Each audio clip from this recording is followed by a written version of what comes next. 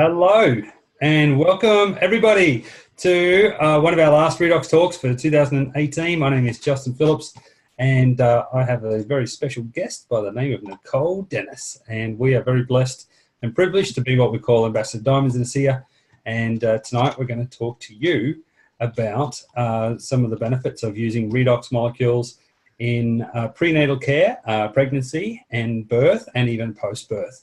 And our journey that we had with our amazing daughter, baby Joy, and the things that we learnt, not just how to use the redox, but the other complementary things that really were, in our opinion, a huge reason why baby Joy is such a joy and healthy. And yeah, it's amazing just how many people communicate to us just that she's an incredible baby. So hopefully we can help more babies be healthier as well. So before we get started, I just want to invite you to think about a few questions to get in touch with what you're looking for in life. And perhaps if you're watching a recording of this, just to, your mind doesn't work unless it's open. It's like a parachute, doesn't work unless it's open. So these questions can help stimulate to think a little bit differently about life and where you're heading and how you can help others. So if do you have a health challenge, or do you know someone that has a health challenge that needs help? Would you like to reduce the visible signs of aging, or do anti-aging?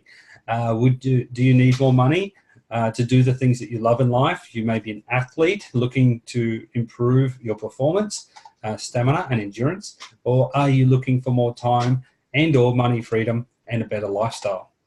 To really live well, we all need two basic things. We need a body to do whatever we ask it to do, and we need enough money to ask it and the time to do it.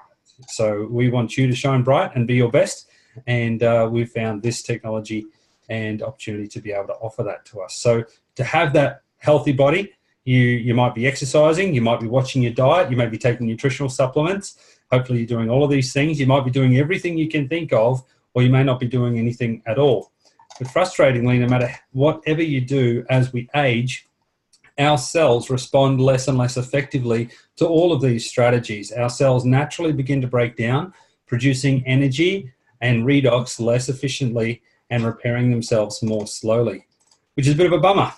So if your cells could just be a little more efficient, your exercise, your nutrition, your supplementation, and any therapy that you take, any complementary therapy, any mainstream medicine that you use can actually be more effective, and you could live healthier for longer, which is all about quality of life, right? So several years ago, scientists made a groundbreaking discovery. They identified molecules that are natively produced to the body that are inside our cells that repair and regenerate our cells. And once these molecules were discovered, these redox signaling molecules were discovered, years of research and development went into figuring out how to produce these molecules outside of our body so they could be used as a supplement in and on our body. And the result of this molecular technology is that it helps our cells work more efficiently. And when our cells work better, everything works better. So your exercise, your diet becomes more productive, nutritional supplements work better, you feel better, you look better, you sleep better, you have more energy. So now let's hear from our special guest, Nicole Dennis, about her journey and experience with using redox signaling technology, specifically in the area of prenatal care, pre-pregnancy, conception, pregnancy, birth, and post-birth. So good evening, Nicole. Thanks for coming on tonight. Hello.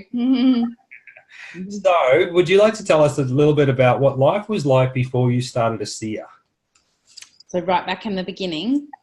Right back in the beginning, but specifically in regards to in pregnancy as well. But you could tell us a little bit about your energies story. Okay, so before I started taking a seer, I had a lot of health challenges, and I had actually had fatigue issues since I was 13 for 25 years. And I'd tried a lot of things and I'd had some really good improvements in them, but I still had this underlying fatigue all the time. So I kind of maybe wasn't super fun to hang with on the weekends sometimes, because I'd have to rest and things like that, because I just didn't have like the energy and the stamina to sustain things, even though, I was like quite young. So I just learned how to like kind of manage my life so that I could cope. But then someone introduced us to a seer and I started to drink it. And within 3 weeks, my fatigue issues completely resolved, which was really, really amazing because I didn't even know what it was like to feel like that. My fatigue was so severe that I didn't even really want to have a family while I had that, because I struggled just to stay in balance myself, let alone being able, having a very busy baby, because toddlers are very busy. So it opened up a lot of new possibilities for me, getting rid of that fatigue. And so I had the best health of my life before I fell pregnant. Like, I was the healthiest that I ever remembered experiencing in my life. Okay, great. So prior to using ASEA, what were some of the strategies that you'd used to be as healthy as you could be? I'd used acupuncture, superfoods, nutrition, naturopathy. I'd seen lots of different healers, done lots of different things, and I'd use pretty much everything that was possible. What sort of cost was that? About $1,000 a month. Okay, great. So let's fast forward. So you started using the liquid and the Redox products, and life changed. You had a transformation, a breakthrough with your energy, your stamina, your endurance, and then years later, you've got the best health of your life, and you looking at starting a family. Mm-hmm. So what was it like for you at what age? 40, conceiving a baby? Yeah, so I was 39 actually. I was 40. Yeah, so I mean that part was like super easy. So actually falling pregnant was really easy, like one time, and that was all really good. So I expected that I wouldn't have as many challenges once I fell pregnant as what I did. So I very quickly, just before you go into that, so like at the age of 40, there was one opportunity to conceive, and that was it. Mm-hmm. Yeah, it was pretty quick. That's fairly extraordinary. Most women at 40 don't fall pregnant that easily. Okay, that's great. And your partner, me, was also on Redox molecules, right? So perhaps that helped. Yeah. My fertility as well. So that was good. Okay, and then what happened during your pregnancy? Because you did have this history, 25 years of challenges with detoxification and energy and so forth. So tell us about your actual pregnancy time. Okay, so once I fell pregnant, I began to have quite a few challenges while I was pregnant. So I had, not morning sickness, all day sickness. And I wasn't really able to, I'm like normally a really healthy eater. I like to eat a lot of salads, a lot of vegetables and things like that. And then I all of a sudden was like, I can't touch any of those things at all. So of course I increased my Redox straight away. So as soon as I fell pregnant, I doubled my dose of Redox. And I, and that's kind of interesting because like most supplements, many supplements say on the back of the bottle things like, if you're pregnant or lactating women to check with their doctor. Do you know many doctors that know what this stuff is? Okay. Yes. So I guess before I talk about all the things that I did during pregnancy, I think I'd like to say something. So when you become pregnant, if you're watching this the recording of this, because you're pregnant or thinking of becoming pregnant and you're wondering what you should do for your health, I'm going to talk a little bit about ASEA and even beyond that. So if you go and you see health professional, they are very, very restricted in terms of what they can legally tell you while you're pregnant. If you go into a health food store, pretty much every bottle of vitamins is going to tell you to consult your physician while you're pregnant. Physicians don't know anything about nutrition. If you go to a physician, maybe that's a little strong. Maybe they know a little bit, but maybe they don't know a lot. They don't know a lot. But mostly you're going to go to them and they're going to tell you to take Elevate, which I personally like to call Ella shit. I would not take it. It's a terrible product. And that's going to be their kind of standard nutritional advice for pregnant women. So if you are watching this, you're pregnant, you really have to, it's important to be under the care of health professionals. I was when I was pregnant, but I also was very empowered around the other things that I was going to do for the well-being of myself and the well-being of my child, that there's no way that a health professional probably would ever tell me that it was okay to do, because they won't tell you it's okay to do a lot of things when you're pregnant, because they just can't. Like, they are really very restricted in that kind of thing. So I would say... And their education's restricted too, right? Because no one person knows about every modality and every possibility. So there's that aspect of it as well too. Yeah, it is, but they're also restricted legally. So, for example, I really needed some physiotherapy help and some different help with my stomach when I was pregnant, and Justin was ringing people like a crazy person, and nobody would touch my stomach because I was pregnant. That was a bizarre fascia issue that hardly anyone had ever heard of. Yeah, but they're like, oh, we can't work on your stomach when you're pregnant. We can work on your back. And I'm like, there's no problem with my back. So there are a lot of legal restrictions and things like that. So I just say, you really, if you're watching this as a woman, you do have to be empowered and, like, at some point make a decision for yourself what's right for you as well. So I knew what was right for me because I was having these challenges, like, from very early in the pregnancy with nausea and not being able to eat. Like, I just couldn't eat things that I normally would like to eat that are healthy. So I immediately doubled my dose of ASEA, and I stayed on a double dose throughout my entire pregnancy. And I believe that that really helped Joy to be healthy, because I was definitely not at optimal health during my entire pregnancy. And I also really boosted up. Yeah. So just be specific if you can. So double dose was 120 mils twice a day? Twice a day, yeah. 120 mils twice a day. And we're using more Renew 28? I used a lot of Renew. I used like a tube a week the whole pregnancy because I didn't want to get stretch marks. And did you get any stretch marks? No stretch marks. Zero Stretch marks. Even on my breasts, which went from like a C cup to a double G cup. So you think they was like stretched like so much. And I didn't get any stretch marks or loose skin or anything like that. So that was pretty cool.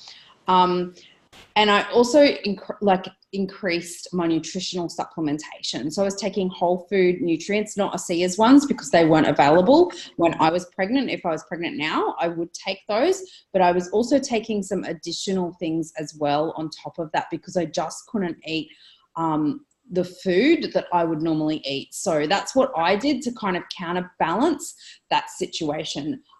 Where I just couldn't stomach stuff. So I was like, okay, well, I'm going to like do this so that it knew I was getting the nutrients. I knew the Redox would be helping me absorb them better, even though I was not eating great. So, and that was, I think that's your main kind of objection with Alashit, is that the synthetic, yeah? Yeah, it's synthetic. Not food-based, and that's those synthetic vitamins and minerals can actually build up in the body and not be eliminated, not be used properly, and actually can even become toxic for some people, particularly with people with challenges with MTHFR, pyrols, and methylation, that sort of stuff, yeah? Yeah, absolutely. And it really, like, something that really frustrates me with a lot of the pregnancy supplements that are out there on the market, and I know, you used to get pretty frustrated about it when you owned the store, is they all have synthetic iron in them, right? Which has a tendency to make you constipated. Now, you don't need any help with that when you're pregnant, when all your organs like pushed up in like places where they're not normally, like you don't need, you kind of need to have things that encourage you in the other direction, because things are not where they normally are, right? Particularly as you go through the pregnancy. So you definitely don't want to be taking stuff with like synthetic iron and synthetic stuff in it, because it's just not going to make you feel good. Yeah. Okay, so pre-pregnancy was amazing, conception was easy, and then challenges of morning sickness in the early trimester. Second trimester was actually pretty good if I remember it, but then third trimester came along and except for the fascia thing, that was not good. Yeah, that's true. Except for the weird fascia thing, and what was that other weird syndrome you had in the foot? Anyway, it doesn't matter. Where a nerve got squashed in the foot. But then in the third trimester, there was started to be some real challenges with kidneys and liver too. Yeah.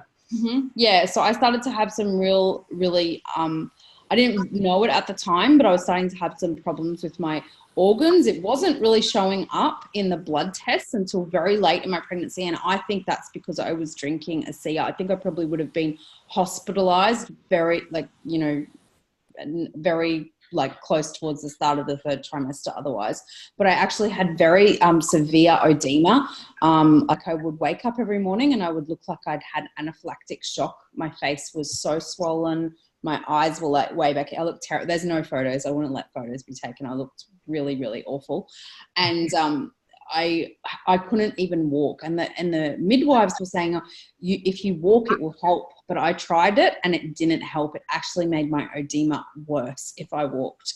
So basically what I had to do is I had to have a seer. Justin had to like rub renew my feet and on my legs every day. And I had to go and I had to have lymphatic drainage massage twice a week, which is probably also something that you're not meant to have when you're pregnant. But I just went and had that like with a friend, like a lady we know really well. And she did that for me like twice a week for the last 2.5 months. And then I drank, probably increased my ASEA a bit more then. Like I was probably having 120 mils 3 times a day for the last trimester.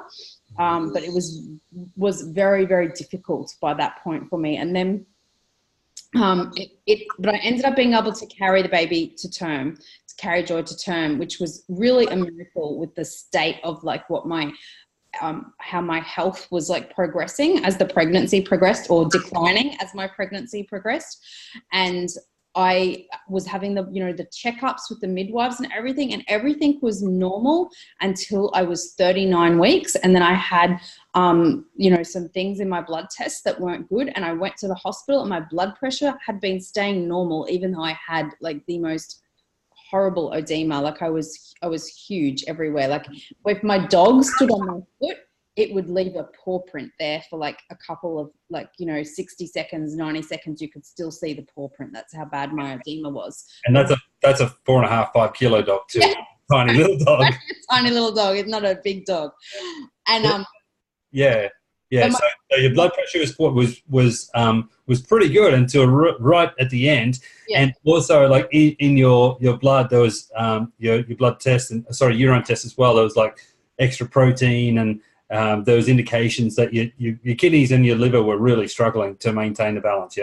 Yeah, but that was like right at the end, which is pretty amazing when you speak to people who had who ended up with like preeclampsia, like what I did, and the symptoms that I had in the lead up because the edema was so severe, to get right through to that stage. So yeah, that was pretty amazing. So before we go into what happened there, is like the going into labour. Do you want to just talk for a moment about you had a private midwife for the term of your pregnancy, and that's something that many people don't take advantage of or don't even really know about. But statistically, from a Western medicine perspective, having an individual like midwife, like one or two that look after you for the whole time, as opposed to just a different one every time you see, is one of the highest and strongest research proven ways to have a healthy labour and healthy birth and healthy baby. Did you want to talk a little bit about that, Nicole? Yeah, so I chose to do that because I really wanted someone who would be more holistic minded. Like I had a bit of experience with the doctors early in my pregnancy, and I'm like, they're just not going to align with my way of doing things. Yeah. Such as gestational diabetes tests and say why you didn't want to do that. So it actually has preservatives in a test. I researched it, which I am allergic to. I really don't go very well on preservatives. And yeah, they were really pressuring me to do it. And I was like, I'm not going to do it. So it's, pretty interesting. And it's also like, I think it's like 17 teaspoons of sugar or something in it. I'm like, that would make me sick in itself. Like I'd never eat that. And they weren't even aware of the ingredients of it. The doctor was not aware of the ingredients of that test. Yeah, so it's pretty interesting. So I chose to have a private midwife and with a midwifery practice where they're kind of a bit more holistic, and she was really supportive. Like she couldn't advise me on what nutrition to take or anything like that because that's outside of their scope of practice, but she was very supportive of the things that I was doing. So that was really good, and it made me feel a lot more confident. I would really recommend that to a lot of women. It does cost you money, obviously, like it's not free. But there is Medicare rebates on it. There's Medicare rebates on it. But it was really good to have her there. And then she was actually able to come to the public hospital and be, would have been my primary care provider if things hadn't gone so pear-shaped, but she still stayed with me all through the whole labour and delivery. Yeah. So amazing. Okay, so then, so things are getting right towards the end of full term, like literally 3 days before, and you're starting to blow up like a balloon, not feel so good. And then what happened? We get advised to go and get a check, to get a blood test and a urine test, and at the hospital, and we never left until baby was born. No, we didn't leave then. So yeah, we went to the hospital, and I was like quite prepared as well. Well, we both were with what we had. Like, we wanted to have like a natural birth. That did not happen. So I think I had, most of the interventions that you can have during a birth, pretty much a lot of them. I don't know, there might be more. Justin would probably know. There's a lot more. But yeah, you had a natural birth plan, and I had legal we had legal agreements in place that I could be your enduring power of attorney, and that we had a systematic way to have the plan A, which was the total natural birth, and then also the plan B if things went wrong and you were not able to make decisions of sound mind yourself, that myself and the midwife could make decisions on your behalf as well. Yeah. So it was like pretty organised with that, and we had so basically that all, I went into hospital. They took my blood pressure. It went out of control. I was pre-eclamptic, and I had to be extremely out of control, and I had to be induced because they were like, we have to get the baby out because my condition was becoming very, very serious. So that's what we did, and then that went on for a while, but it was really good to have my private midwife there the whole time. So she was like really guiding us and encouraging us. And even though I ended up having to have a lot of interventions through the birth, like drugs and an epidural and a C-section, we were able to get them to do certain things that they'd never done in the hospital before. So when I had my C-section, there was a sear in the C-section in Justin's pocket. He had like a little pouch for me. And so we were able to do that, and we were able to get them to give me no antibiotics so we had to ask for this. This is not something that they will do as standard practice, but no antibiotics until after the baby was born. We asked them to delay the cord clamping and to milk the cord, which they did, which is definitely not standard practice. So do you want to just explain what that means? Most people don't even know what that is. Section. So what happens is when the baby is born, they normally like they will often like cut the cord straight away, but instead of cutting the cord, still pulsing. Yeah, it pulses all of the blood into the baby. So you delay it. Mm-hmm. So not just the blood, but actual stem cells too. And stem cells. There you go. See, here's the medical fluid. So yeah, normally they cut that, and it's still living tissue. It's still attached to the baby, and the placenta is touching between the placenta and the baby. And the baby's out of mum, but the placenta is still in mum. And the baby's still actually being fed and nutrition and oxygen and so forth through the cord.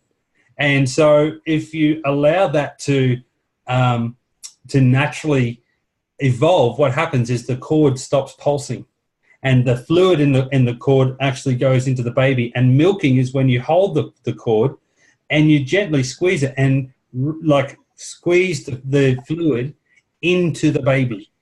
And that's like milking the cord. And that's where umbilical stem cells come from. Yeah. And stem cells are there for if there is a trauma in the birth, and birth is traumatic, but particularly for the baby, that the stem cells go to that area of trauma and actually start healing that area straight away. And that's in the case of, bones move and they get hematomas and contusions, like bruises and all sorts of stuff, and bleeding. And those stem cells are actually, that's what the baby uses to heal that immediately. And then we also got them to do vaginal seeding as well, which is not, they'd never done that. Like none of the doctors in the hospital had ever done it before. They're like, we've heard of it, but they didn't even know how to do it. So we explained to them how to do it. And it's like where when a woman is in labor, that when the baby goes through the birth canal, there's actually seeds their microbiome, which help colonize their gut health and everything like that. And because it's when you have a C-section, that doesn't happen. So you can actually put gauze into the vaginal area, and then you rub that all over the baby. And so that they get that microbiome even when they don't have a vaginal delivery. So they did a lot of things because we were very prepared. And then when they took me into recovery, because they were still very concerned about me then, and they had like Justin and Joe beside me, and because I'd had 16 hours of labour before my C-section, she had a lot of coning, so used the Renew on her straight away. Yeah, so I'll tell that story because you're out of it anyway. Yeah, I was totally out of it. But yeah, so during that C-section, there are a whole bunch of things that they don't normally do. Other things was I was allowed to be in there. It wasn't an emergency C-section because we were able to make informed decisions the whole time. And if it gets to a crisis point, then you start to lose control, where the medical system has to take control in order to get the best outcome for the baby and mum. But being informed, knowing your rights and knowing what's happening and having rational conversations and making the best decision for the best outcome at the time allowed me to be a part of that C-section.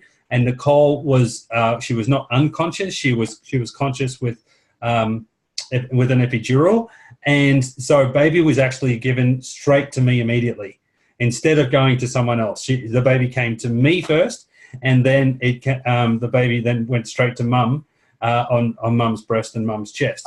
And that often doesn't happen. The other thing that had happened is because it was such a long labour, the midwife was only allowed to be on duty for 12 hours, right? So we didn't call her straight away because we know you need to try and catch that time frame of 12 hours. And her business partner, who would have normally taken over for the next 12 hours, was actually away on annual leave. So it just didn't work out well from that perspective. But with that 12-hour period, she was able to stay longer, not being on duty, no longer our primary care midwife. Then we were delegated a hospital midwife. Ironically, those two women had worked together back in New Zealand years ago, which was awesome. New Zealand's got a great midwife program, much higher consciousness around that than Australia. And then our midwife, who was no longer on duty, was still able to be in the room and a part of that advocacy for mum and for baby. So that was really amazing. We're also the first people in Caboolture Hospital to have a private midwifery service, to have a private midwife, which was great. And then, so then as baby was born, baby had like a real oblong-shaped head and looked like something off Star Trek, actually. It was, but the first thing was the eyes. The blue iridescent eyes was phenomenal. It was such a strong color. I was like, oh my God, it does look like an alien. And on the coning, there was a lump, and it was about half of an egg, like, your standard kind of chicken egg. But when you're talking about a baby's head only being about that big and half of an egg on the back of it, that was a really serious lump. Like, it was about that round on the back of one part of her head. And so as soon as I saw her like that, as soon as she was born like that, I actually had Renew 28 in my pocket, and I started putting the Renew over the skull, all over the skull, but particularly over that lump. And I was just constantly doing it. And within 30 minutes, that bump was completely gone.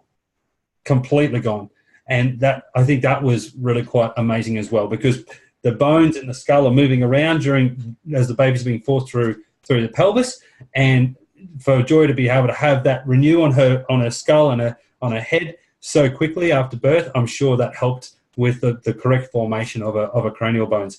And when she did get a chiropractic adjustment, about a week after she was born, the chiropractor said that she had an extraordinary head.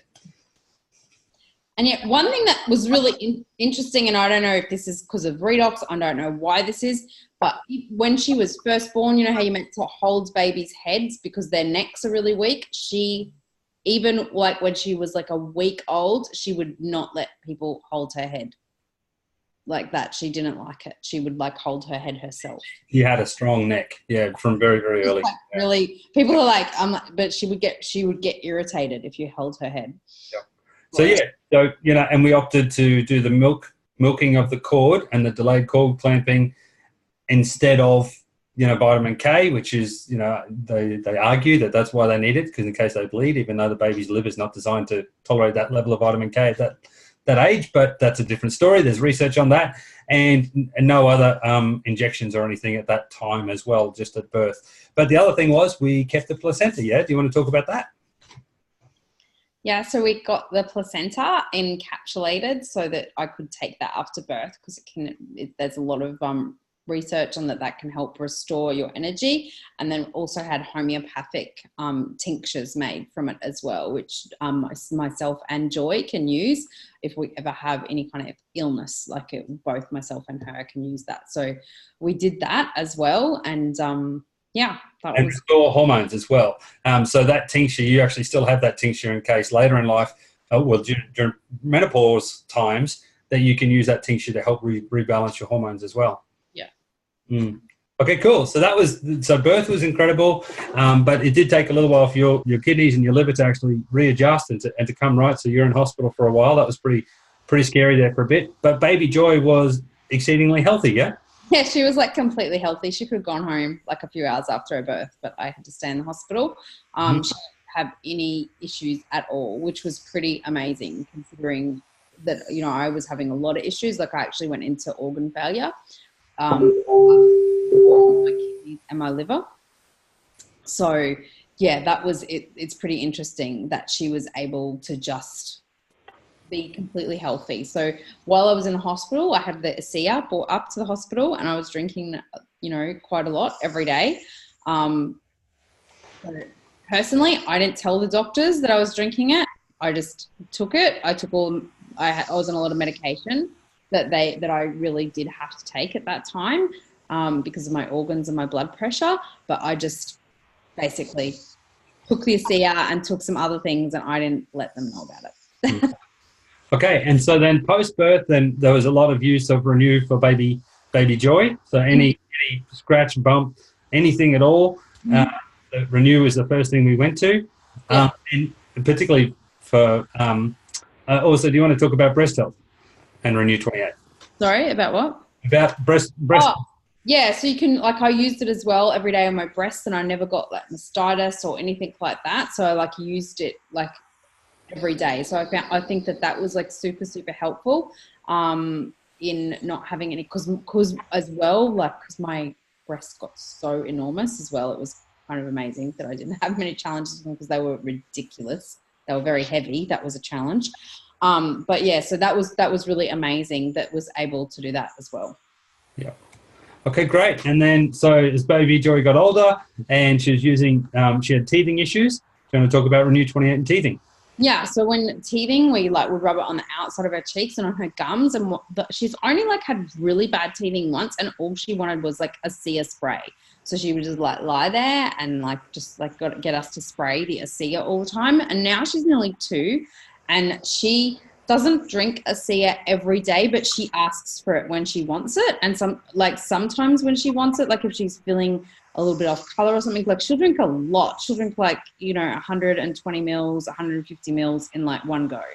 And she'll ask for it and she'll say more, and we just give her how much she wants. People are how much should you give a little kid? And I'm give them how much they want, because they know better than you what they need. So she just says how much she wants, and she doesn't have it every day. She wouldn't even have it once a week all the time, but she'll tell us when she wants it, and we just give her however much she asks for. She does have Renew all the time. Amazing for nappy rash. She never really had a serious case of nappy rash or anything like that, but because anytime anything started to get red or itchy, we just put the Renew on straight away and it'd clear up really fast. So that was amazing. Okay, great. Well, look, anything else you can think of that you'd like to share with everyone about Renew and ASEA and all of that? I just think, I think it's if you're worried about a lot of people oh, well, can I use it? Is it safe when I'm pregnant? Is it safe for kids? I use it all the time, and I believe that is the reason that Joy is so healthy, even though I had such a challenging pregnancy. I think that's why she's healthy. And I would say, ASEA helps your cells talk to each other and communicate. Don't you want that happening really well when you're growing a baby? That's what you want to happen. Yep. And if you let your little children, if you let their intelligence, their own inner wisdom, they'll tell you how much they want and how much they want to use once they're old enough. They know. And what food they want to eat and all that sort of stuff. And that's what we've seen with so many other parents have said that their babies aren't sleeping through the night and all that sort of stuff. And Joy was sleeping 8 hours a night at 6 weeks, 10 hours a night at 10 weeks, and 12 hours a night at 12 weeks, and was eating solids at 4.5 months. and it's just extraordinary facts that are unusual, and even a childcare and child minders, if we're holidaying at resorts, they generally say unusual things like she's so brave and confident, and she, like at childcare, she won't deal with the little kids, she plays with the bigger kids and things like that. It's just odd, isn't it? It's unusual. Yeah. But yeah, so I think it's like, made her just very healthy. And if you think about like just yourself, when you're healthy and you're feeling good and you've got a lot of energy, you're a lot more resilient in the world. When you're, got a bit of a cold, you're not feeling well, or you're having like a lot of people on the call have had like major health challenges, you're just not as resilient in life. Like it's not right or wrong. It's just how it is, right? Like, you just don't cope with things as well. So I think it's a real opportunity to give your children, that even aren't born yet, an opportunity for them to have greater resilience in their life just through having greater health. Because the healthier you are, you're just able to cope with what's thrown at you. Yeah, absolutely. Well, look, thank you so much, Nicole, and thank you for the audience and for all of you that are listening to this call. We certainly hope wish you the very best of health and happiness, particularly if you're going through babies and birthing and that early years of life. It's an amazing time of life, and we certainly want you to get the very best out of it and have a wonderful experience as it can be. Of course, ASEA products are not intended to diagnose, treat, or cure any medical condition, but the Redox technology of ASEA's products does empower cellular communication, which increases cellular efficiency and increases cellular function and empowers our cells to heal as though they were younger and help us live a younger life for longer. So thank you very much. Get back to the person that invited you to join us on this presentation, or invited you to watch the recording, and find out how you can get started to have your very own Redox experience. And so wishing you all the very best. Thanks for joining us tonight, and we'll look forward to seeing you next time on Redox Talks. Bye for now.